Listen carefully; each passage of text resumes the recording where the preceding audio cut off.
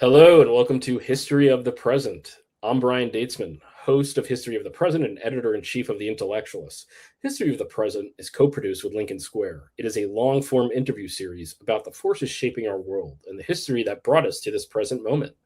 Today, I'm very pleased to be joined by Nicholas Kristof. Nick is a longtime New York Times journalist and columnist who has spent decades reporting on some of the most consequential humanitarian, political, and international stories of our time.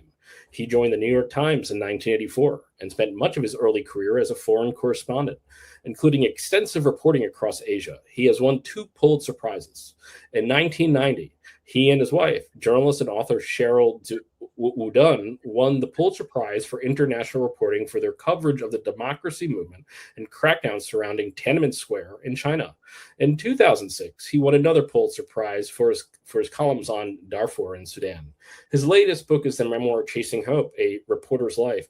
The book looks back across his career, including Tiananmen Square, reporting on war, genocide, the war in Iraq, Donald Trump, political journalism, poverty, and the responsibilities of a reporter who does not merely want to witness suffering, but wants journalism to actually matter in the lives of those who read his writing.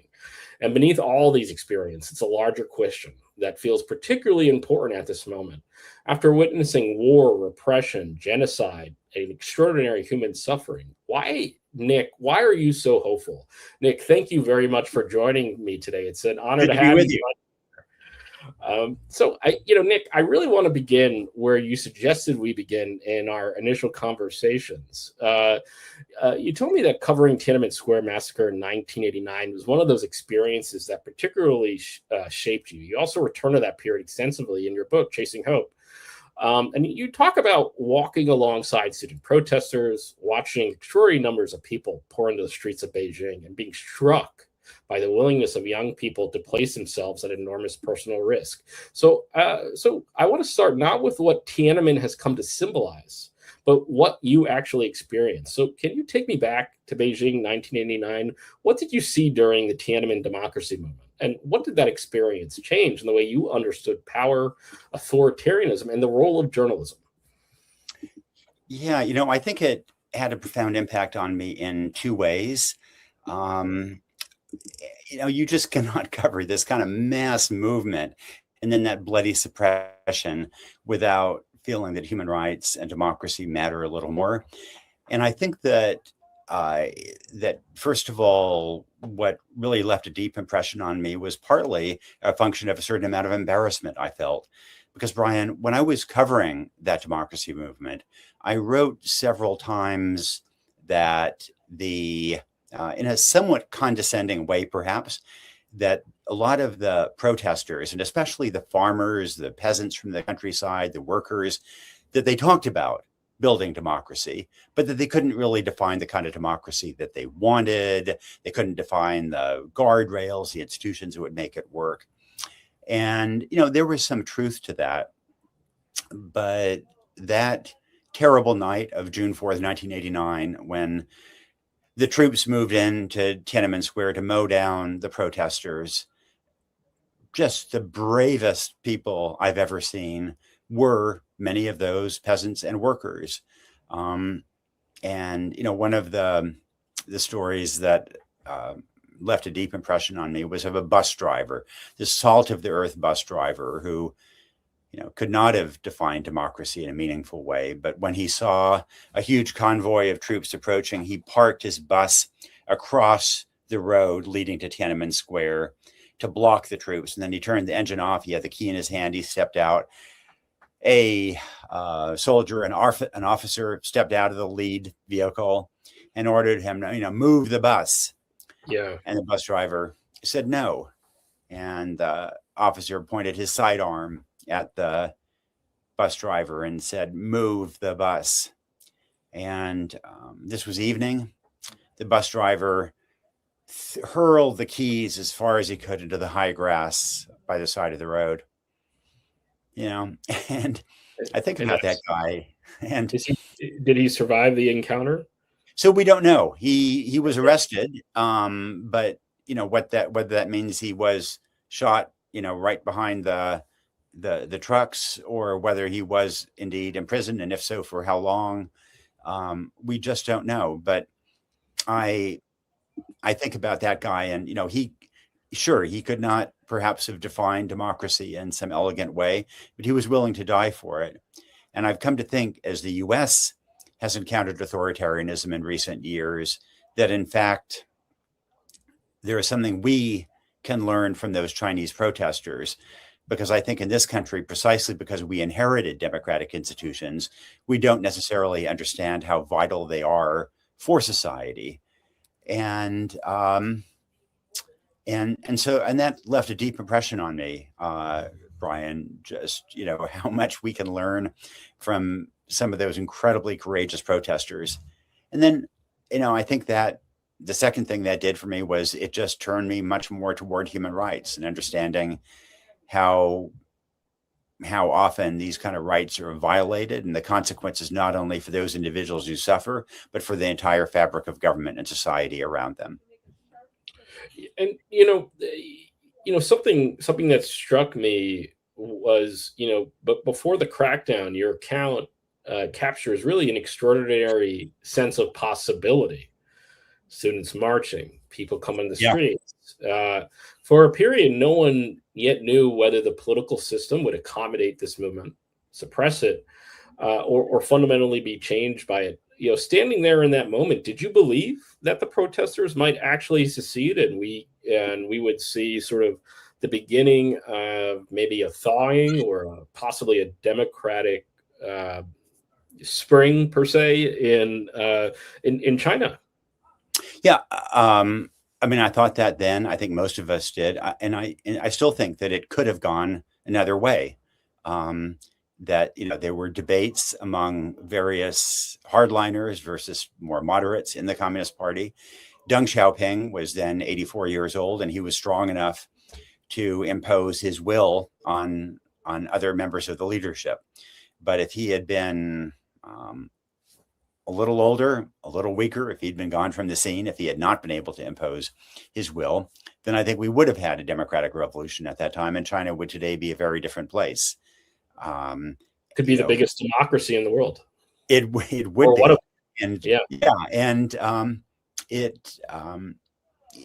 Mongolia the next year had a very similar democratic revolution that I also covered. In Mongolia, it did happen. And obviously, in East Germany and Eastern Europe, the democratic forces won as well. So, so much of history is contingent. And I think likewise that Russia, the fact that, Boris Yeltsin was succeeded by Putin rather than by somebody else has, transformed the course of Russia and indeed of a good chunk of Eastern Europe as well. So it's just a reminder of, the role of contingency, and China, I think, was deeply unlucky that Deng Xiaoping was then able to impose his will on the country. And you say extremely unlucky because you said the impression I have is that while there may have been more short-term stability, long-term, possibly far more instability because you don't have institutions in China. It's all, what does the lead person say, right? Yeah, well, your point is valid, and that China is complicated, and the old communist countries, they both oppress their people and they also impoverish them. And China is the opposite. It has oppressed its people politically, but it has granted them increases in education and healthcare and incomes. And, we should be humbled by the fact that a child born in Beijing today has a longer lifespan than a child born in Washington, D.C. There's a lot that China does right in terms of healthcare and education and so on. Right. And, let me ask you this, because you talked about authoritarianism here, and there's obviously lots of news recently about authoritarianism in the United States. Let me ask you this, Nick. What did Tiananmen teach you about how authoritarian governments behave when they perceive a political movement could actually be a threat to their hold on power? So I've covered a lot of these kind of movements, in Indonesia, in Taiwan, in Thailand, in Arab Spring. earlier in Eastern Europe. And really what determines the outcome is not whether the leaders call on troops to crush protesters, because invariably they do. When their power, their influence is at stake, invariably they try to use military power to crush protesters. But what makes a difference is whether the troops will listen and whether they will open fire on their fellow citizens. And in China, the troops were willing to do that, and the Communist Party is still in power. In East Germany and in Russia, they were not willing to do that initially. And so you had democracy, spread through Eastern Europe and, for one brief shining moment in Russia as well. If it's possible, just asking my producer if we can bring up, there's a group of photos here that unfortunately really speak to the present moment of where we are today. If we can get those up, and really, leading into that, what were the 1990s, right? Because this is an era that, particularly someone my age, millennial, they sort of grow up and America's the most powerful country in the world, right? I remember hearing in elementary school, we won the Cold War. We are the sole superpower. What did we do that decade with all that power? Unfortunately, I think we did some important things internationally, but we dropped the ball domestically in terms of empowering our own people. That was a moment when we had this peace dividend. We were spending less for a time on military power, that we could have introduced universal health care, universal pre-K or childcare, as so many other countries in Western Europe in particular did. And ultimately, I think the strength of a country relies not on the number of aircraft carriers it has or the number of bombers or fighters, but on the health, the literacy of its population. And that's an area where I think we really dropped the ball when we had this perfect moment to address those kinds of issues. Speaking to that perfect moment, there was this, there was this brief window of time where, things in terms of people, the working people, things were getting better and better. And it was maybe this unique quirk of history after World War II. But then there were these choices that were made to, I think, make things for the working people maybe harder, right? And I think we could definitely say it made it harder. Again, there was a choice to supply side economics, right? And then you have Reagan tax cuts, you have Bush tax cuts, and then you have these 2 Trump tax cuts.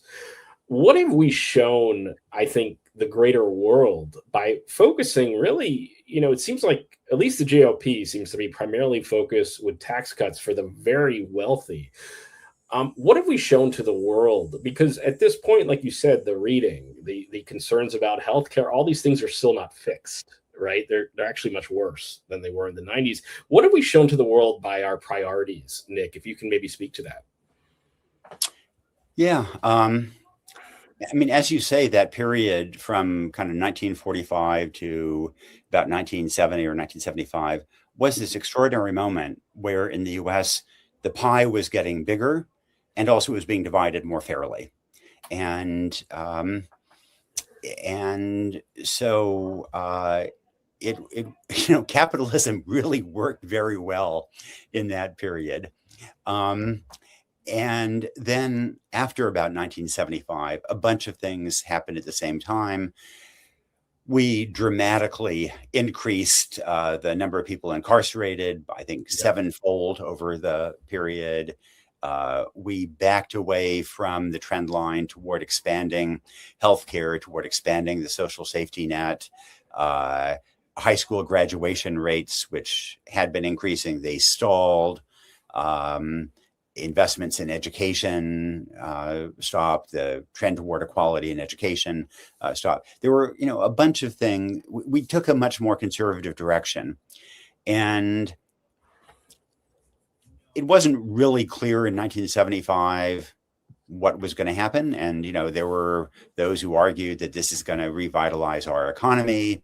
And in some ways, there have been some economic benefits. Look at our technology sector. It really is tremendous. But if you look at the well-being of our people, then we went from, in the 1960s, being about average for among the OECD countries in terms of infant mortality, lifespan, this kind of thing, to being essentially at the bottom. We're the basement of the OECD, of our peer countries. We went from having, arguably in the 1960s, one of the best education systems in the world, the highest high school graduation rate, to lagging many of our peer countries there. And at least the argument was that if you have fewer benefits, then you're going to have more people who are forced to work, and their labor force will be more productive. But in fact, what we found is that our labor force participation rate is lower than in other countries. And that's partly because there are a lot of people who are not very healthy. When you don't get healthcare, they self-medicate and so on. Women can't join the labor force if there is no childcare system. And there is just a abrasiveness in society, in kind of a dog-eat-dog world, that I think undermines the well-being of the country. Let me ask you this, Nick, is that sense of dog-eat-dog, is that something that's become more pronounced in terms of culturally, where sort of the idea that, I win, you lose, right? And the sort of zero-sum game to today. And I ask you that because it seems that, and obviously there are many reasons for this, but cruelty, sort of this cruelty has become maybe more acceptable today in a way that, while it was still happening, people at least didn't like to brag about it, right? Whereas today you'll see lawmakers go on TV and brag, yeah, we cut food stamps, right? But that's going to lead to kids not eating, right? And so, where did this lack of empathy? Because it's been building, right? And I'm kind of curious what your thoughts are, because you sort of bridge that with dignity in terms of how governments treat their people, right? And how that affects the whole fabric of the society. I'm just curious how you think that it impacts the society in general. Yeah, I think it's a great question. I think there are two elements of that. I think that in the US, after the 1960s, we came to accept a national ethos in which wealth was equated with virtue and poverty equated with vice. And so that you have Elon Musk being willing to say that the big error of Western civilization is too much empathy, for example. And so I think, one element of that is this adulation for billionaires that leads them to be less generous. I think another trend was that we became more segregated economically and by class, so that if you are wealthy, you're less likely to encounter people who are in need. And so it becomes an intellectual issue, but not something that you put a human face on.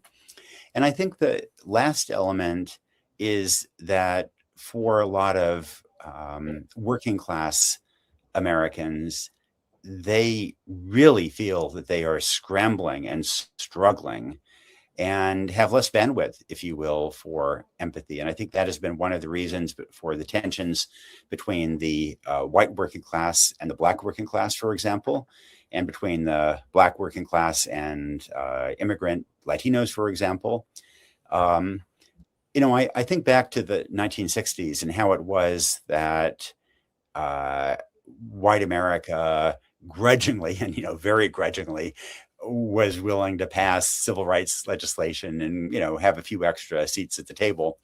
And I think that was partly because the economy had been expanding.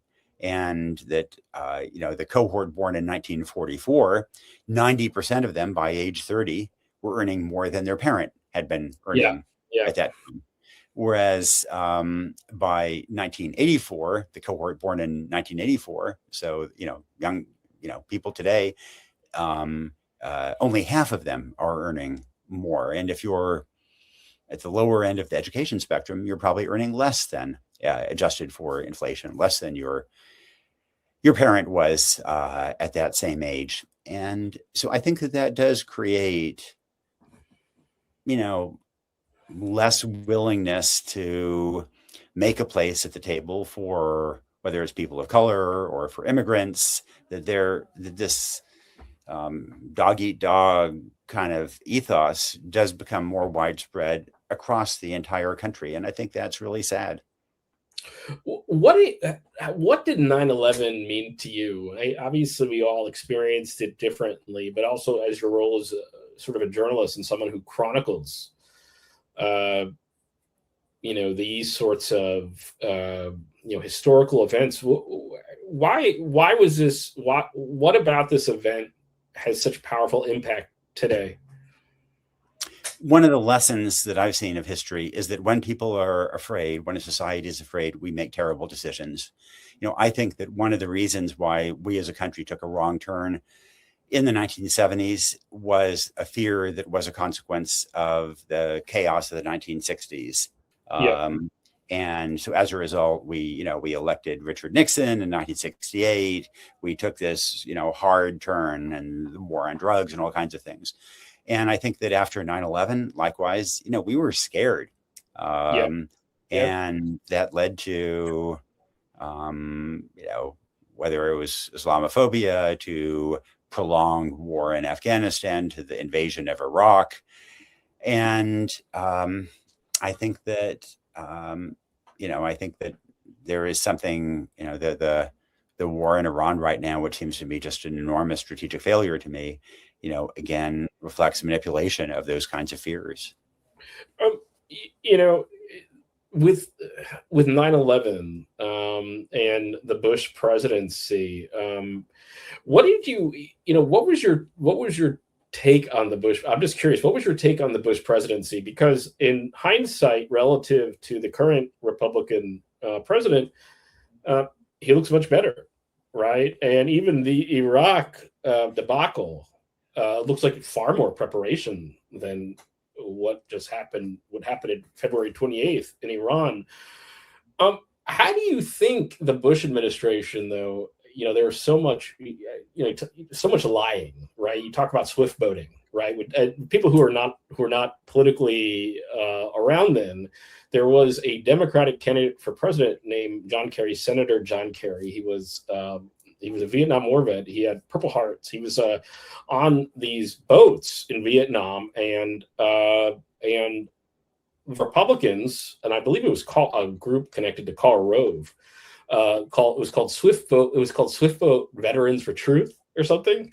Yeah, basically turned his Purple Heart into a negative. Yeah, that was extraordinary.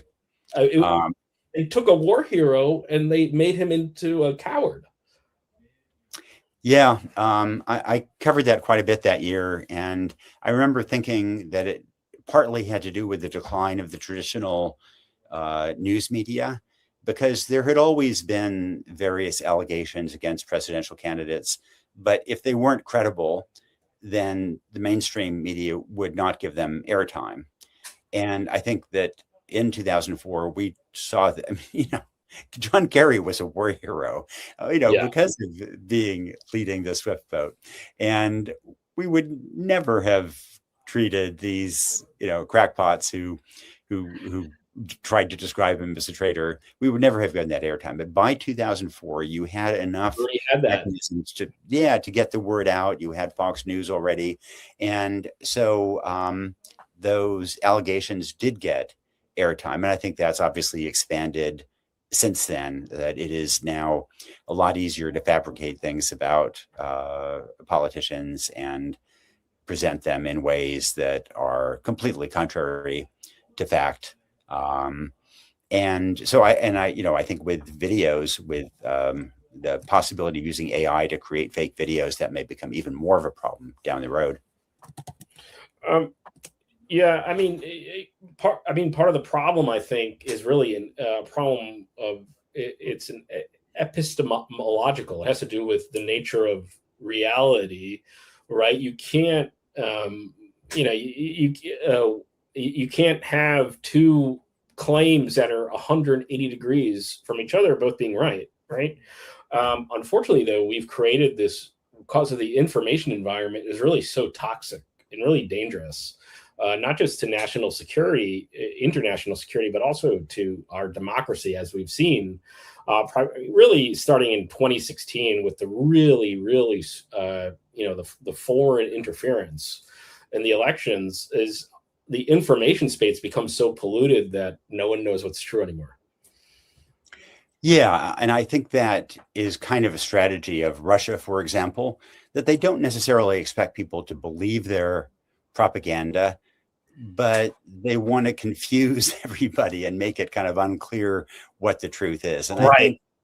I think that kind of has succeeded. I'm talking to you from rural Oregon, the family farm where I grew up, where I live now.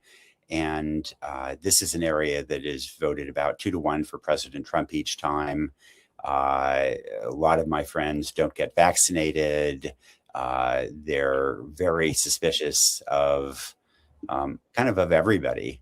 And, I think it's that not so much that they necessarily buy some of these conspiracy theories, but they just hear so much from different people. They don't know what to believe. They don't know what to make of it.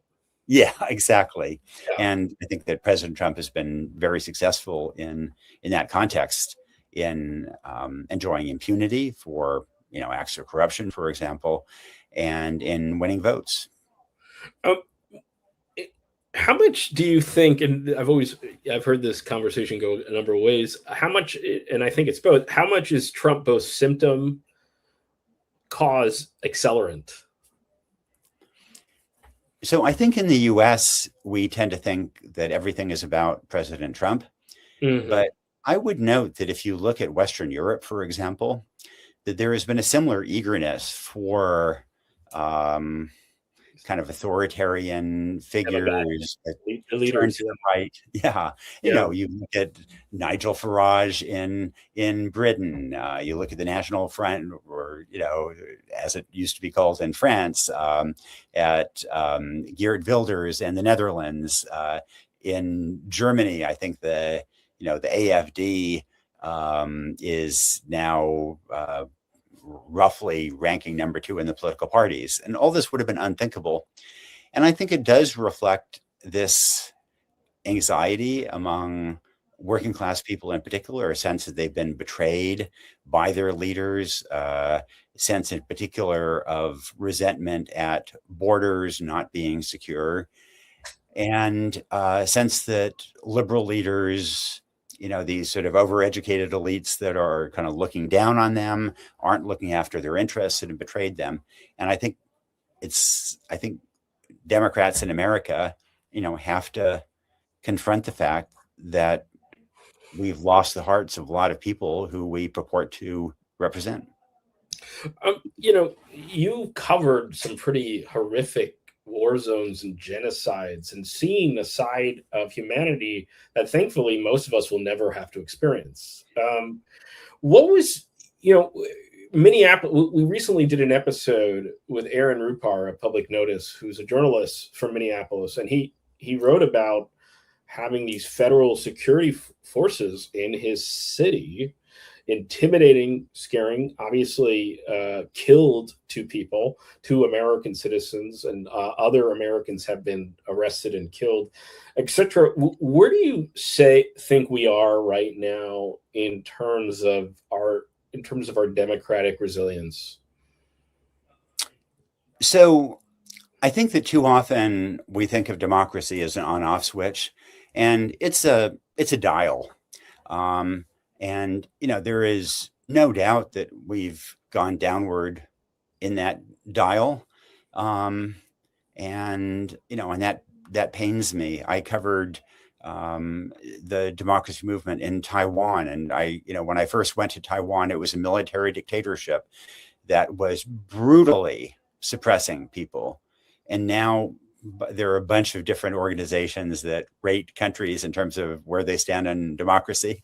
And, now Taiwan is widely considered more democratic than the US. Yeah. A number of countries are more democratic than the US. And so it's not that, we're a dictatorship exactly, or that elections don't matter, but has there been a drift toward authoritarianism? Has there been a dial down? Absolutely. I think it'd be hard to argue otherwise. And can that be reversed, or can that continue? I think that's in our hands. So there was a period around World War One where you had a lot of these political arrests. You had I think it was sedition. What was it called? The Sedition Act. You had all these raids too of people who raids. Who were suspected. And in looking back, and I recall there was a socialist candidate named Eugene Debs. I remember learning about him in history class in high school, but he got to be like 25% of the vote, so he was imprisoned. Right? And so I think it's important for Americans to know that there's always been this seesaw and tension between the forces of authoritarianism, right, which have always been there, right? And then there's also democracy, and how do you balance those? And my question for you here is, where are we, do you think, in terms of the seesaw, right? Do you think we're at the high water mark? I think, in terms of Trump, I don't know if anyone could ever replace Trump in the GOP. Maybe you would disagree. But do you think right now, in terms of where we are, do you think this is the sort of the crescendo, or do you think this is sort of the crescendo and then the end of this very dark cycle?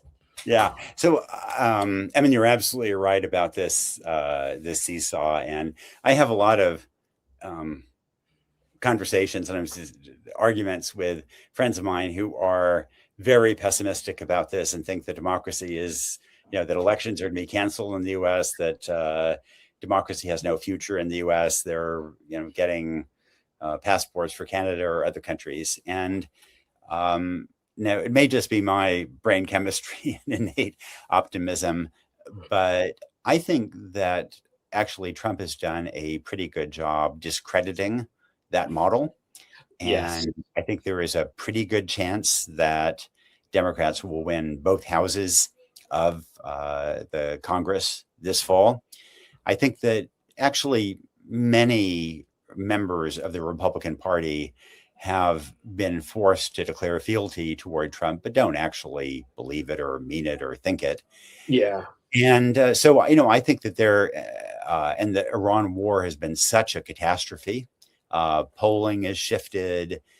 I think that there is a pretty good chance that Trump is actually busy discrediting the MAGA movement, and that there will, as a result, perhaps be an embrace of all the things, the rule of law, some degree of treating immigrants with a certain amount of respect, reining in There's really, really dangerous ice. There's really, Yep. and the lack of respect of human dignity, I think, is really, maybe the most troubling aspect of this time. I was reading reports, Nick, I'm not sure if you saw this, but they're talking about spending $20 million or so on gloves that The electric gloves. Yeah. Like, Yeah. it's crazy. Who would think of that, right? Why do that, right? Why electrocute someone? These are human beings, right? Even if, let's just say, they committed a crime, they're not in the country with documentation, they committed a crime, you still don't have the right to electrocute them, right? And the idea that they would even think of this really, I think, speaks to a truly dark mind, because it's sadism. It really is. It goes back to President Trump talking about having, in his first term, having trenches at the border and filling in with alligators and crocodiles. Exactly. But, so as I said, I'm in this conservative, rural, pro-Trump area, and I think that many of my neighbors, on the one hand, I think they think the Biden administration failed them, uh, and they think that the border wasn't secure. They go into Portland and they worry that their catalytic converter will be stolen. Mhm. They do see failures of democratic governance, um, and then, but I think right now they also see that their, their nice Mexican American neighbor who has been in the U.S. for 25 years, all of a sudden, he is deported, Yeah. devastating the lives of his American citizen children, of his little business where he employs American citizens. They go to the Social Security office, and all of a sudden, because 7,000 people have been laid off from Social Security, they can't get an appointment. Yeah. They can't get Yeah. their Yeah. problems solved. They see the price of beef rising, the price of gas and diesel going up. And so what I see in my area, my little microcosm, is that there's still quite a bit of distrust toward Democrats, but there has been a real loss of faith in President Trump and in the entire model that he took to, So the to approach. strong man, sort of charismatic demagoguery, where his words maybe matter more than his acts or behavior, actual what he does. Yep. Right. That's basically been, I think, his MO. Let me ask you this, because you've studied so many conflicts and actually been at these conflict zones. What is your opinion now? And I've asked a couple of guests this recently about the fact that the U.S. war against Iran is linked to Russia, Ukraine, right? Iran is giving Shahed drones to Russia, which are then killing Ukrainians. Ukraine is training Gulf Arab states to counter drones from Iran. So is U.S. is also getting, I believe, help from Ukraine in there, and then Russia is helping Iran target U.S. troops. Yet the president of the United States is unwilling to call him out, suggesting he's maybe weak. And then he goes and he meets President Xi Jinping in China, and he says Taiwan is negotiable. Taiwan's security is negotiable.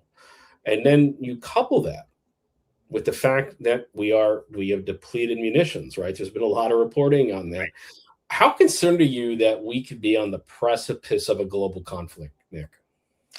Well, I think you're right to identify China and Taiwan as, that is really, I think, the nightmare for geopolitical strategists.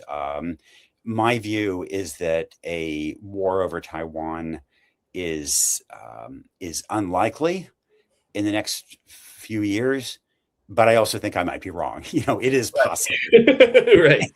And Xi Jinping is very hard to figure out.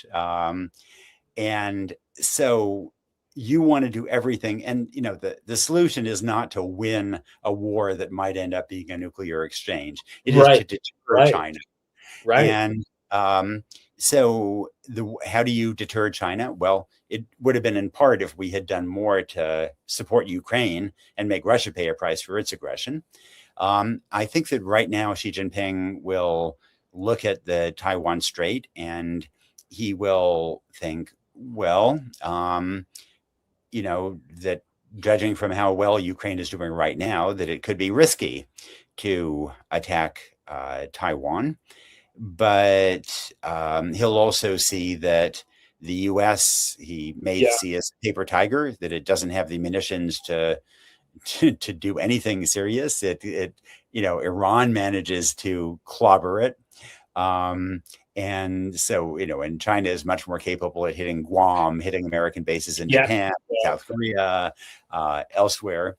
And they could cause us significant harm on the homeland in ways that Iran could not.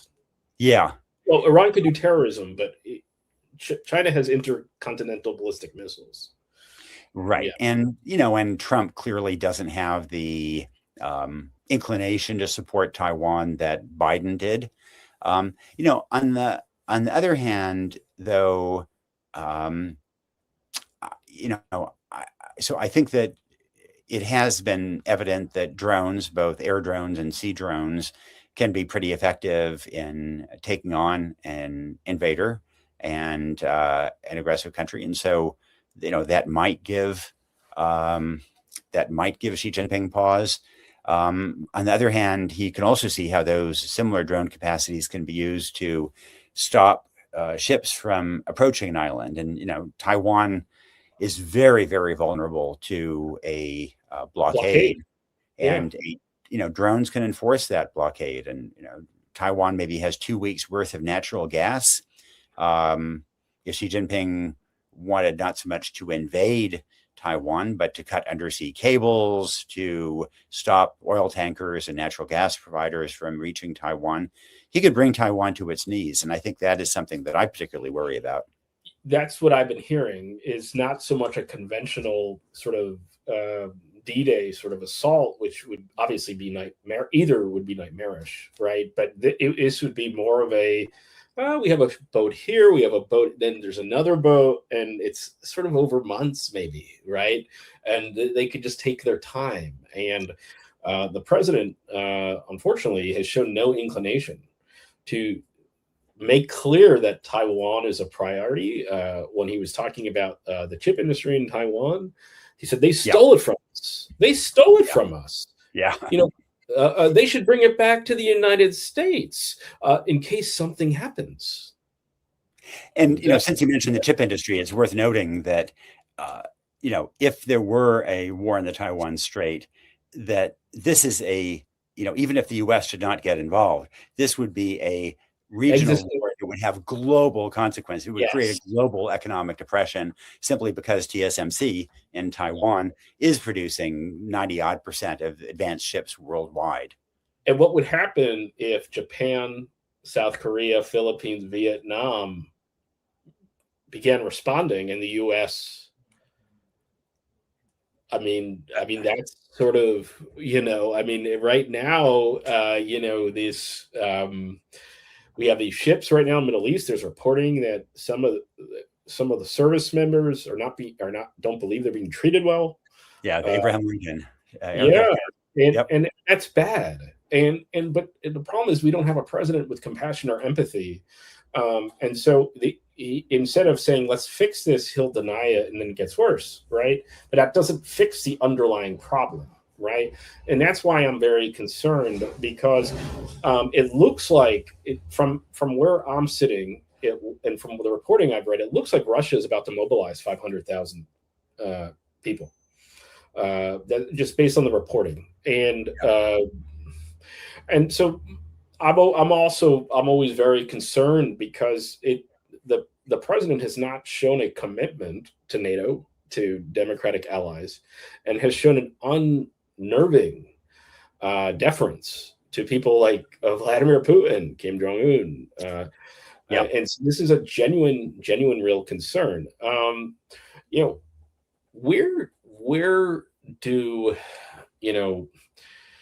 What was January 6th for you? How did you interpret January 6th, that on the day of January 6th and today, versus let's say in the last five or so years? So January 6th was what you periodically see in authoritarians do, that they don't want to give up power. And initially, it seemed to have a response in which many Republicans, and certainly many people across the country, were appalled and horrified. And bravo to people like Mike Pence, who stood against, who defied that kind of effort to create what was in effect a coup. But then I think maybe one of the things that has troubled me the most has been the way over the next 4 years that outrage at an attempted coup faded away. the And then you have outrage, the capitalism, yeah. corruption. Yeah. And so, the idea that President Trump would be elected after all that, after people had seen that, I found, pretty staggering.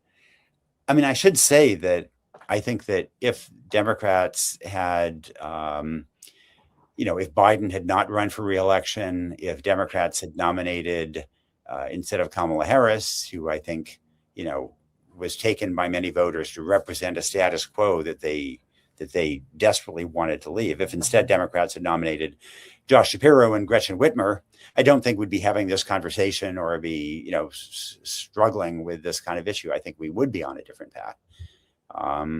But here we are. And the fact that voters were willing to embrace somebody who pursued an attempted coup is just horrifying to me.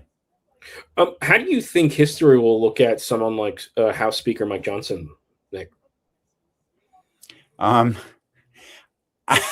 Boy, there's a famous expression that was attributed to Lenin. Probably Lenin didn't actually say that, but it's something to the effect that there are years when nothing happens, and or there are decades when nothing happens, and then there are weeks when decades happen, and that is the period that we're in right now. It's, like 1848 or 1789 or 1776, when just historians are going to have a field day looking back at this period. And I think that they will be staggered that we were so tolerant of the corruption, of attacks on democracy, of attacks on individuals, like the immigration cases that you mentioned. And I think that they will see people like Mike Johnson and so many of the Republican enablers of Trump as extraordinarily weak people who fed to disaster. We look at the 5 presidents before the Civil War who were, the Buchanans, who were just so weak in ways that ended up empowering the South and leading to the Civil War. And I think that something similar can be said of many leading Republicans today. Not all.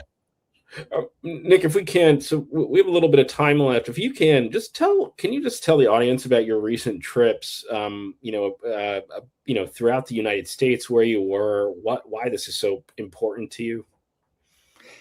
Yeah, so I every year I have what I call a win a trip contest, where I choose a student to travel with me on a reporting trip, and usually it's international. But once in a while we do a domestic trip. So this time we started in Oklahoma, went through Arkansas, Tennessee, wound up in Kentucky, looking at people who've been left behind.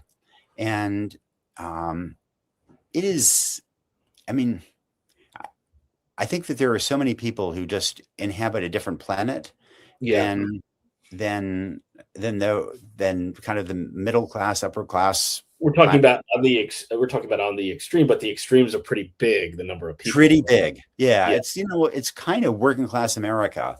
And so, for example, in Oklahoma City, I met a woman who had a bandage on her arm. It turns out that her sole source of income is to sell blood plasma, which she does twice a week, I believe it was. And she had $3.43 in her checking account. She had 1 penny in her savings account just to keep it open. And she had 6 pennies in her piggy bank.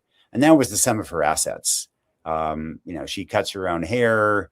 She gets food stamps. That's not uncommon in the United States. There's real poverty in the United. I just want to be clear, Nick, there's real poverty in the U.S. It's not sort of this idea. Well, you own a TV, therefore you're not poor, right? There's real poverty here. That's right, and it's complicated because there also are a majority of people living below the poverty line in the U.S. have air conditioning, have a car, and that is not true of people living below the poverty line in Myanmar or Zimbabwe or other countries that I go to. But I do think that one commonality is that there are a lot of people who have lost hope for themselves and for their kids. and that they're stuck in these cycles of poverty. And education in particular is an area where I think we failed as a country. So one of the places I went was Pine Bluff, Arkansas, which is a overwhelmingly Black community whose schools get an F from the state. The schools are overwhelmed. I mean, that's, 98% Black kids. And I think partly for that reason, the state and the country have shown rather less interest in it. And, a teacher was telling me that the kids show up at school and they are hungry. They can't concentrate. Yeah. And, if we, it's true that you're not going to learn if you're hungry. You're not going to learn if you're hungry. And, I think there's a narrative we have that poverty is a result of bad choices and personal irresponsibility. And there is no doubt that indeed, poverty is connected sometimes to bad choices and irresponsibility, but we fail those kids before they fail us. And if we're going to have a conversation about that personal irresponsibility, we have to have a conversation about our collective irresponsibility in failing to provide those kids with the support they need to get a high school diploma, to have some kind of a path toward the future. Yeah, I mean, they're born. We don't choose our parents, right? We're born, and our parents could be rich. They can be poor. They're usually somewhere in between. But unfortunately in the U.S., because we're not we're really not a meritocracy anymore. Some of the statistics I've seen suggest that if you're in the bottom quintile, you're not. The odds of you getting out are pretty low. Yeah, and we start. If you're born hungry, the ceiling is already so much lower. Right. For you, because you're not going. If you're not eating, you're not going to be able to study for the SAT. You're not going to be able to study if you're doing vocational work. You're not. If your parents don't have a car, they can't take you to a game. They can't. So all these things, it's like, and then it's a moral failing, right? But the thing is, they weren't even able to make these choices. They were made for them by a system that they had no control over. That's why I think, how we moralize about poverty is itself immoral, because most people are born. When you're born, you don't choose your parents, right? I think about this a lot because in my community, it basically it had been dependent on timber, logs, on agriculture, and on light manufacturing, and then those jobs went away and meth arrived, and so now a third of the kids. I write about this at some length in my book, Chasing Hope, that at this point, a third of the kids on my old school bus are dead from drugs, alcohol, and suicide. These are kids you went to school, grew up with? The kids who were on my school bus, on the number 6 school bus, going to Yamhill Grade School and then Yamhill Carleton High School every day. And, a third of them gone. And these, were smart, good kids that I played with, that I was on the sports field with, that I chatted up and dated, and they suffered greatly. Basically what happened was good jobs went away. People self-medicated with meth. They got criminal records. They became less employable. Marriages tended to fall apart. More self-medication, and then they suffered greatly, but I mean, in fairness, they also inflicted great suffering on others. And, a bunch committed, really terrible crimes. One of my best buddies, he brutally beat a woman at a convenience store that he was robbing. And he almost killed her, and he was sentenced to prison for 20 years. And, he's trying to reconcile that good Billy that I grew up with the guy who, when he was high on meth and drunk, he beat this woman. And Billy can't really explain it either. But there has been this despair. That's what I wanted to ask you. What you're basically is, we're seeing the end result of despair and deprivation. And sort of the inability to deal with that. The self-medication leads to dangerous behaviors right? Exactly right. And, Yeah. we spent a ton of money incarcerating Billy. If that money had been spent dealing with his Let's say he really had learning disabilities. Let's say if he did educating food. him. Yeah. Yeah. Yeah. I mean, that's what's so upsetting is that we have the money, right? We have, yeah, we're going to spend 100 billion to blow up Iran, but Right. student loans, too bad, right? Yep. That's You owe, exactly right. you owe money to a hospital, too bad, right? You want to go bankrupt after ripping off all your shareholders? That's okay. You can write that off of taxes, right? Yep. So our system is not meant is really unfortunately geared against the individual. I there's something that you wrote, if I can.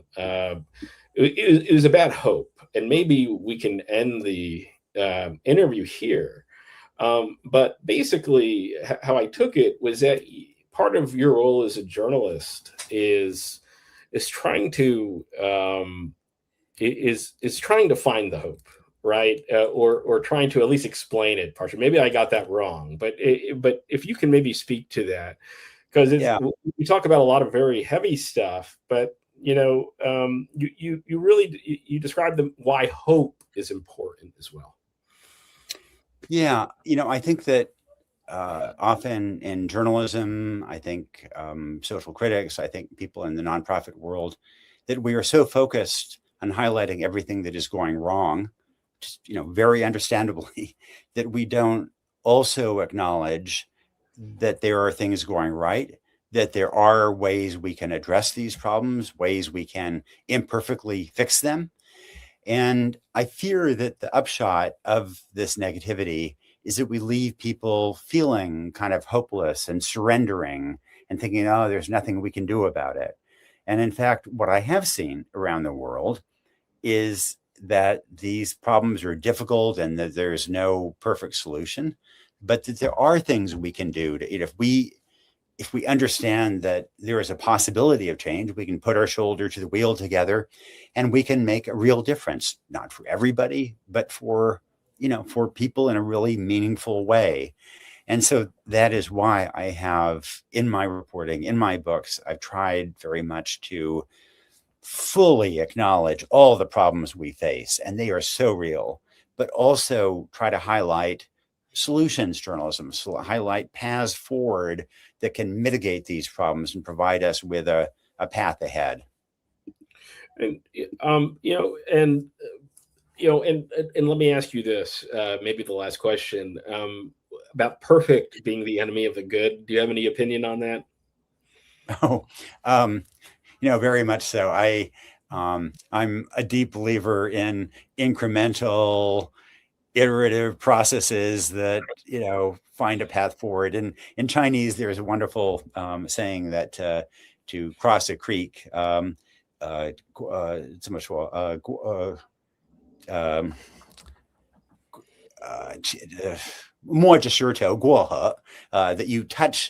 you cross the river by feeling with your feet for the stones in the river, step by step.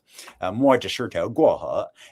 I think I'm a deep believer in that, and it's not going to work perfectly, and you're going to get your feet wet, and you're going to miss a stone here or there, but that kind of evidence-based approach, always self-correcting when you make mistakes, that is the best path forward. And I hope we as a country and we as a world can follow that. Nick, it was such an honor to have you on History of the Present and really to discuss these issues of such importance. And please, everyone, check out Chasing Hope by Nicholas Kristof, two-time winner of the Pulitzer Prize. I had the opportunity to read this in preparation for today. Excellent book. You can learn a lot about foreign affairs, journalism. If anyone wants to get in touch with you, Nicholas, students, people who are interested, I guess they can do that via Twitter or if they go to my New York Times page, nytimes.com/Kristof, there is a way to send me emails through that, send me messages through that. Well, that sounds great. Nick, we'd love to have you back. Again, it was a great conversation with you today. And thank you so much for coming on History of the Present. Happy to be with you.